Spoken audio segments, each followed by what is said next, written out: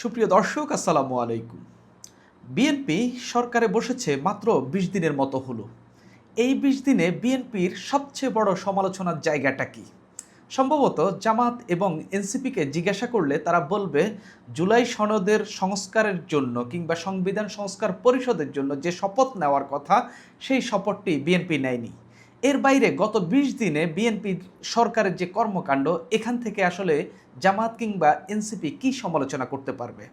আমিও একজন সমালোচক হিসাবে বিএনপির খুব বেশি সমালোচনা পাইনি, তবে পেয়েছি বিএনপির তাক লাগানো কিছু কাজ।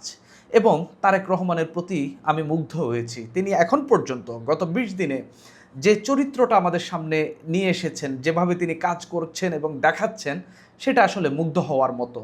বিগত কয়েক দশকে বাংলাদেশে যে প্রধানমন্ত্রীরা এসেছেন, তার মধ্যে প্রাথমিকভাবে যে শুরুটা তিনি করেছেন, সেই শুরুতে তিনি তাক লাগিয়ে দিয়েছেন, বলা যায় বাজিমাত করে দিয়েছেন। এখন পর্যন্ত গত ২০ দিনে সমালোচনা করার মতো বিএনপি সরকারের কিংবা তাদের মন্ত্রীদের খুব আহামরি কিছু নেই, তবে ৬টি সফলতা আমি দেখতে পাচ্ছি। আমি আজকে কথা বলবো বিএনপির ৬টি সফলতার কথা। বিএনপি আসলে এই ২০ দিনে আসলে কাজ করার মতো আমাদেরকে একবারে যে ভঙ্গুর অবস্থা থেকে যে সব ঠিক করে ফেলেছে তা না, আমাদেরকে যে গরিব থেকে বড় লোক বানিয়ে দিয়েছে তা না, আমাদের যে আইনশৃঙ্খলা পরিস্থিতি খারাপ ছিল সেটাকে যে খুব ভালো করে ফেলেছে একেবারে তা না। তবে আমি একটা আশার আলো দেখতে পাচ্ছি, যেখানে বিএনপি যেগুলোতে কাজ করছে এবং যেভাবে কাজ করছে মনে হচ্ছে যে ভালো কিছু হবে। আমি বলি বিএনপির ৬টি সফলতা কি। প্রথমে ফ্যামিলি কার্ড। বিএনপির ইশতেহারে ছিল বিএনপি এটা দেবে বলেছিল, কিন্তু বিএনপি যদি ১ বছর পরে দিত, কেউ কি কিছু বলতো? বা বিএনপি যদি স্থানীয় সরকার নির্বাচনগুলোর আগে দিত, কেউ কি কিছু বলতো? কিন্তু যখন ইরানে যুদ্ধ চলছে, মধ্যপ্রাচ্যে যুদ্ধ চলছে, মানুষের হাতে টাকা শেষ হয়ে গেছে, মানুষ অভাবে রয়েছে, ঠিক সেই সময়ে সরকার গঠনের মাত্র ২০ দিনের মধ্যে বিএনপি সরকার ৩৭,০০০ মানুষের হাতে ফ্যামিলি কার্ড তুলে দিয়েছে। এবং এই অল্প সময়ে যে কি এই কর্মযজ্ঞটা কিভাবে সাধন করেছে, আমাকে এটাই অবাক করে। আপনারা যদি মনে করে থাকেন যে জুলাই যে আন্দোলন হয়েছিল, এরপরে যে সরকার গঠন করা হয়েছিল, ডক্টর মোহাম্মদ ইউনূসের সরকার, জুলাই যোদ্ধাদের হাতে টাকা পৌঁছানোর ক্ষেত্রে কি জটিলতা তৈরি হয়েছে। ওই সরকার জুলাই যোদ্ধাদের হাতেও ঠিকমতো টাকাটা পৌঁছাইতে পারেনি। এবং ডক্টর মোহাম্মদ ইউনূস একটি সাক্ষাৎকারে এটা আসলে বলেছেন যে তিনি পারছেন না টাকাগুলো বের করতে। কিন্তু আমরা দেখলাম মাত্র ২০ দিনের মধ্যে তারেক রহমানের সরকার বা এই বিএনপির সরকার ফ্যামিলি কার্ড করে ফেলেছে ৩৭,০০০, এবং সেগুলো মানুষের হাতে পৌঁছে দিয়েছে। ক্রমান্বয়ে আরও মানুষের হাতে পৌঁছে দিবে। এখানে আমি একটা বড়সড় সাফল্য দেখতে পাচ্ছি। দেখেন, বিএনপি এই ভঙ্গুর পরিস্থিতিতে দেশের দায়িত্ব নিয়েছে, যেই জিনিসটা বিএনপি না ভাবলেও পারত। ইমাম মুয়াজ্জিন এবং ধর্মীয় যেসব নেতারা রয়েছেন বা বিভিন্ন ধর্মীয় প্রতিষ্ঠানে যারা চাকরি করেন, অল্প বেতন পান, এই লোকগুলোর কথা না না ভাবলেও পারতেন। অন্তত এই সময়ে খুব আসলে গুরুত্ব না দিলেও আসলে কেউ তেমন কোনো কিছু মনে করতো না, এটা একেবারে মৌলিক কাজ ছিল না।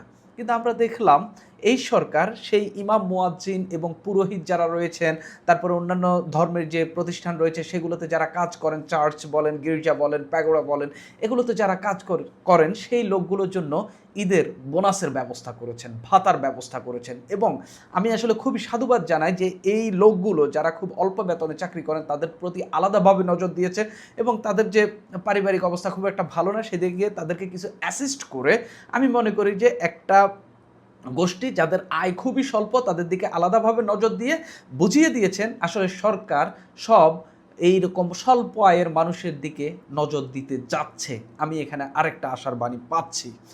তৃতীয়ত, সেটা একেবারে কোর কাজ ছিল, এই সরকারের অন্যতম প্রধান একটি কাজ ছিল এবং চ্যালেঞ্জ ছিল। এই কাজটি খুব সহজ ছিল না, আমলাতন্ত্রের মধ্যে শৃঙ্খলা ফেরানো। আমরা দেখেছি ডক্টর মোহাম্মদ ইউনূসের সরকারের সময়ে কিভাবে প্রতিদিন সচিবালয়ে কোনো না কোনো ভেজাল, কোনো না কেন ঝামেলা লেগে থাকতো। তারপরে সরকারি চাকরিজীবীরা প্রতিদিনই তাদের বেতন বাড়ানোর জন্য, পে স্কেলের জন্য আন্দোলন করত। কিন্তু এখন হঠাৎ করে একটা রাজনৈতিক সরকার আসলো, আমরা দেখলাম সব দাবি দাওয়া নাই হয়ে গেল। মাঠের আন্দোলনও খুব আহামরি নাই। কি নিয়ে আন্দোলন করবে, কাকে পুঁজি করে, কি পুঁজি করে আন্দোলন করবে? একটা সরকার বসেছে। আমরা দেখতে পাচ্ছি সচিবালয়ে যে অস্থির ছিল সেই স্থিরতা সেখানে ফিরেছে। আমলাদেরকে সবচেয়ে বড় টাইট দেওয়ার যে জায়গাটা সচিবদেরকে এবং সচিবালয়ের কর্মকর্তা কর্মচারীদেরকে, সেটা হলো তাদের অফিস যে টাইম সেটা একদম ঠিকভাবে মেনটেন করা। জনাব তারেক রহমানও ৯টা ৫টা অফিস খুব ভালোভাবে করছেন এবং তিনি এটা প্রচার করছেন এবং এর মধ্য দিয়ে বার্তা দিচ্ছেন যে হচ্ছে আমি ৯টা ৫টা অফিস করতেছি, তোমরাও করতে হবে। এবং আমি যতটুকু শুনতে পেরেছি যে সচিবালয়ের আমলা সচিবরা হচ্ছে ৯টা ৫টা অফিস করছেন। আগে তারা যারা হচ্ছে ১২টা ১টা ২টা ৩টায় ঘুমাইতেন, তারা এখন ১১টা ১২টার মধ্যে ঘুমাচ্ছেন। এবং দু একজন মন্ত্রী প্রতিমন্ত্রী একটা ২টা টক শোতে এসে পডকাস্টে এসে বলছেন যে আগের মতো আর রাত জাগতে পারেন না, এখন তাড়াতাড়ি ঘুমাই যেতে হয়, কেননা ৯টার মধ্যে হচ্ছে তাদেরকে সচিবালয়ে যাইতে হয়। শুধু সচিবরা না, কর্মকর্তা কর্মচারীরা না, মন্ত্রীরাও ৯টা ৫টা অফিস করছেন। এই জায়গায় যে একটা বড়সড় শৃঙ্খলা ফেরাতে পেরেছেন, এটা আমি আসলে খুবই পজিটিভলি দেখছি। অনেকে বলছেন সচিবরা আমলারা হচ্ছে আগে যে গাড়ি নিয়ে জ্যামে বসে থাকতেন, এখন আর সেটার অপেক্ষাও করছে না, তারা এখন মেট্রো রেলে চড়ছেন এবং খুব দ্রুত যাওয়ার জন্য চিপাগলি দিয়ে যাওয়ার জন্য রিক্সা ব্যবহার করছেন অনেকে, এরকম আমি শুনতে পাচ্ছি। শুধু তাই নয়, এই সরকার ক্ষমতায় আসার পর এবং যখন ক্যাবিনেট গঠন হলো, আমরা দেখতে পেলাম কয়েকজন মন্ত্রী প্রতিমন্ত্রী কন্টিনিউয়াসলি দেশের বিভিন্ন অফিসে ভিজিটে গেলেন। একদম যেটা সবচেয়ে বেশি আলোচিত হয়েছে, নারায়ণগঞ্জের একটা ভূমি অফিসে গেলেন ভূমি প্রতিমন্ত্রী কামাল কায়সার। তিনি সেখানে গিয়ে দেখলেন ৯টা বাজে অফিস খুললো না, তখন তিনি সেখানে অপেক্ষা করলেন, যারা আসলো তাদেরকে ডাঁটলেন এবং পরবর্তীতে বিকালে আমরা দেখতে পেলাম সেখানে ৩ জনকে বদলি করে দেওয়া হলো এবং ২ জনকে নারায়ণগঞ্জ থেকে নিয়ে গোপালগঞ্জে বদলি করা হলো, আরেকজনকে নারায়ণগঞ্জের বন্দর উপজেলায় বদলি করা হইলো। সেখানে তিনি যেখানে সিদ্ধিরগঞ্জে সম্ভবত তিনি ভূমি অফিসে পরিদর্শনে গেলেন। এই যে এই ঘটনার মধ্য দিয়ে ডামেকে আমরা হচ্ছে পরিদর্শন দেখলাম, বিভিন্ন হসপিটালে হচ্ছে মন্ত্রী প্রতিমন্ত্রীরা পরিদর্শনে গেলেন, আমরা দেখলাম হঠাৎ আনইভেন ভিজিটে চলে গেলেন না জানিয়ে।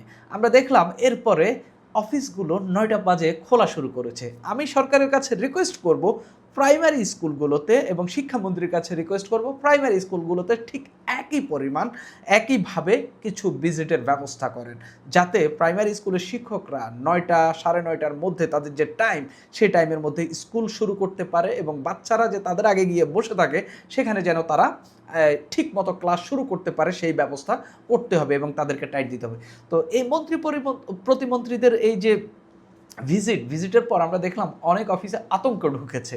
কোন সময় যে মন্ত্রী প্রতিমন্ত্রী চলে আসে বা সরকারি লোক চলে আসে, ঊর্ধ্বতন কেউ চলে আসে, এটা নিয়ে আতঙ্ক ঢুকেছে। আমি অনেক জায়গায় খবর নিয়েছি, যেহেতু জেলার সাংবাদিকদের সঙ্গে আমার একটা কানেকশন রয়েছে, আমি খবর নিয়েছি যে হচ্ছে এখন সব অফিসই প্রায় হচ্ছে ৯টা বাজে খুলে ফেলতেছে এবং একবার যে কোনোভাবে এটা নিশ্চিত করতেছে কর্মকর্তা কর্মচারীরা ৯টায় অফিস থাকা, এটা নিশ্চিত করতেছে। ৪ নম্বরে যে সফলতার কথা বলবো সেটা হলো মন্ত্রীদেরকে কন্ট্রোলে নিয়ে আসা। প্রথম যখন এই ক্যাবিনেটটি গঠন হলো, আমি সম্ভবত সবার আগে সমালোচনা করেছিলাম, কেননা এই ক্যাবিনেটের অনেককেই আমি তো চিনি, তাদের রাজনীতি তো আমি গত কয়েক বছর ধরে দেখতে পাচ্ছি। তাদের অনেককেই আমার কাছে মনে হয়েছে এরা দুর্নীতি করতে পারেন, তারপরে এরা হচ্ছে ওইরকমভাবে অ্যাপ্রিসিয়েন্ট না, হচ্ছে তারা এই মন্ত্রণালয়ের যোগ্য না, এমন অনেক লোককে যাদেরকে বিএনপির নমিনেশন দেয়নি কিন্তু তাদেরকে 3টা মন্ত্রণালয় ধরিয়ে দেওয়া হয়েছে। অনেক মন্ত্রী যারা নির্বাচনে অনেক প্রতিমন্ত্রী যারা নির্বাচনে হেরেছেন বিএনপি এনে তাদেরকে মন্ত্রী করে দিয়েছে। তো এইসব জায়গায় আমার কাছে মনে হয়েছে ক্যাবিনেটটা not up to the mark. কিন্তু আমরা দেখলাম প্রথম দিকে 2-1 মন্ত্রী প্রতিমন্ত্রী কিছু বেফাঁস মন্তব্য করলেন, খুব বেশি না, সম্ভবত সড়ক পরিবহন মন্ত্রী রবিউল আলম একটা মন্তব্য করলেন চাঁদা নিয়ে, তারপরে হচ্ছে বিদ্যুৎ ও জ্বালানি মন্ত্রী যিনি আছেন ইকবাল মাহমুদ টুকু, তিনি একটা মন্তব্য করলেন ইনকিলাব শব্দ নিয়ে, এরপরে নানান বিতর্ক হইল। এর বাইরে কি আর কেউ কি বলতে পারেন যে হচ্ছে মন্ত্রী প্রতিমন্ত্রীদের খুব আহামরি বিতর্কিত বক্তব্য কি? গত 20 দিনে অন্তত আপনি এই দুটির বাইরে আর বেশি বলতে পারবেন না। অর্থাৎ জনাব তারেক রহমান এই জায়গাটাতে লাগাম টেনে ধরেছেন এবং তাদেরকে কন্ট্রোলে নিয়ে এসেছেন। আপনি যদি দেখেন, আমি তো সাংবাদিকতা করি, সারাদিনে আমি মন্ত্রীদের নিউজ খুব আহামরি পাই না। সচিবালয়ে বসে যে 2-1টা বক্তব্য দেন সেটাই। মন্ত্রীরা মিডিয়ার সামনে আসা কমিয়ে দিয়েছেন। টক শো থেকে আজ পর্যন্ত কোনো মন্ত্রীকে আপনি দেখেছেন? আমি দেখিনি, খুব বেশি 1-2 জনের কথা হয়তো আপনি বলতে পারেন যেটা আমার চোখ এড়িয়ে গেছে। এর বাইরে মন্ত্রীদের মিডিয়ার সামনে আসা বলেন, তারপরে হচ্ছে খুব বেশি বকবক করা বলেন, সেগুলো অনেক বেশি কমেছে, যেটা আমরা আওয়ামী লীগের আমলে দেখেছি যে কাজের চেয়ে কথা বেশি বলতেন।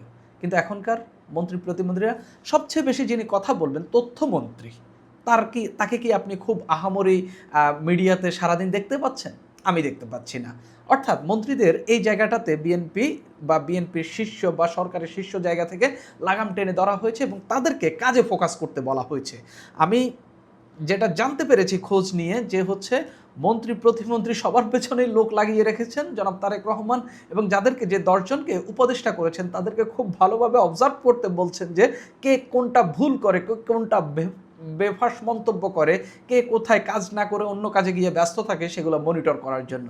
এবং মন্ত্রীরা এখন পর্যন্ত এই গত 20 দিনেই আপনি সব কিছু বলে ফেলতে পারেন না, তবে প্রভাতের শুরুতেই আপনি দিনের পূর্বাভাস বুঝতে পারবেন। সেই পূর্বাভাস কিন্তু আমরা দেখতে পাচ্ছি। 5 নম্বরে যে ঘটনাটি ঘটে গেল, এটা একটা বড় ঘটনা এবং সরকার চাইলে খুব সহজে করতে পারত। আন্তর্জাতিক বাজারে দাম বেড়েছে এটার দোহাই দিয়ে, সেটি হলো তেল গ্যাসের দাম এখন পর্যন্ত না বাড়ানো। আমি যতটুকু শুনতে পেরেছি যে প্রধানমন্ত্রীর কাছে তেলের দাম বাড়ানোর, জ্বালানি তেলের দাম অর্থাৎ ডিজেল, পেট্রোল, অকটেন এগুলোর দাম বাড়ানোর যে ফাইল সেটা তার টেবিলে গেছে, সঙ্গে সঙ্গে তিনি এটা ফেলে দিয়েছেন বা হচ্ছে মানে নিয়ে যেতে বলেছেন, এখন দাম বাড়ানো হবে না এরকমটা আমি জানতে পেরেছি। বিশ্ববাজারে চীনে এই ইরানে যে যুদ্ধ হচ্ছে, মধ্যপ্রাচ্যে যে যুদ্ধ হচ্ছে, আপনারা নিশ্চয়ই জানেন তেলের ব্যারেলের দাম $100 পার হয়ে গেছে এবং শোনা যাচ্ছে যদি এই যুদ্ধ আর 1 মাস কন্টিনিউ করে প্রতি ব্যারেল তেলের দাম $200 ছাড়াবে, অর্থাৎ বাংলাদেশে প্রতি লিটারে 5 থেকে 10 টাকার বেশি বাড়তে পারে। সরকার যদি বেশি দামে বিশ্ববাজার থেকে তেল কিনেও, লাস্ট যে সিঙ্গাপুর থেকে তেল আসতেছে আমি যতটুকু জানতে পেরেছি এগুলো হচ্ছে উচ্চ মূল্যে কেনা তেল, সরকার দাম বাড়াবে না। আমি যতটুকু জানতে পেরেছি তেলের দাম বিশ্ববাজারে বাড়লেও আগামী কয়েক মাসে এই সরকার তেলের দাম বাড়াবে না, ভর্তুকি দেবে। আগের সরকার ভর্তুকি দিত, আইএমএফের কারণে সেই ভর্তুকি কমিয়ে ফেলেছে, কিন্তু এই সরকার নতুন করে ভর্তুকি দিয়ে দেবে, কিন্তু তেলের দাম বাড়াবে না, আমি এখন পর্যন্ত যেটা জানতে পেরেছি। তবে সরকার শেষ পর্যন্ত কি সিদ্ধান্ত নেয়, কেননা আইএমএফের ঋণের চাপও আছে, নানান কিছু আছে, সেই জায়গা থেকে সরকার হয়তো অন্য সিদ্ধান্ত নিতে পারে। তবে এখন পর্যন্ত যে সরকার যে নোশন যেটা বোঝা গেছে যে তেলের দাম সরকার বাড়াবে না, যে খুব বিপদে না পড়লে। 6 নম্বরে আমি এই সরকারের সফলতা না, সরকার দলের সফলতা যেটা আমি বলবো, দেখেন বিএনপি ক্ষমতায় আছে, বিএনপি বড় একটি দল, বিএনপির বিরুদ্ধে কথা বলা খুব একটা সহজ বিষয় না। যদি আমি বলবো আমার এই চ্যানেলে বিএনপির ভুল দেখলেই আমি বলবো, আমাকে জেলে নিক, আমাকে যাই করুক আমি বলবো। তবে এখন পর্যন্ত বিএনপির সেই টেন্ডেন্সি দেখা যাচ্ছে না যে কথার জন্য কাউকে মামলা দেবে কিংবা হচ্ছে জেলে নিয়ে যাবে। আপনি যদি দেখেন নাসিরউদ্দিন পাটোয়ারি বিএনপির এই স্থায়ী কমিটির সদস্য এবং বর্তমানে প্রধানমন্ত্রীর রাজনৈতিক উপদেষ্টা মির্জা আব্বাসকে নিয়ে যে কটূক্তিমূলক বক্তব্য দিয়েই যাচ্ছেন, শেষ পর্যন্ত তিনি গালিই দিলেন, এমনভাবে কথা বললেন যেটা আমি আসলে আমার চ্যানেলে বলতে পারছি না। তিনি এরপরে আমরা দেখলাম বিএনপির একজন নেতা নাসিরউদ্দিন পাটোয়ারির বিরুদ্ধে মামলার আবেদন করতে গেলেন, বিএনপি কী করলো, তাকে শোকজ করলো। অর্থাৎ বার্তাটা তৃণমূলে এবং বিএনপির দলের মধ্যে কি গেল যে কেউ যদি গালিও দেয় মারার আগ পর্যন্ত আপনি মামলা করবেন না, অর্থাৎ আমার সমালোচনা করুক, আমাকে গালি দিক, আমাকে যাই করুক, আপনি মামলা করবেন না। অর্থাৎ বার্তাটা এই বিএনপির শীর্ষ পর্যায় থেকে সেটাই দেওয়া হলো।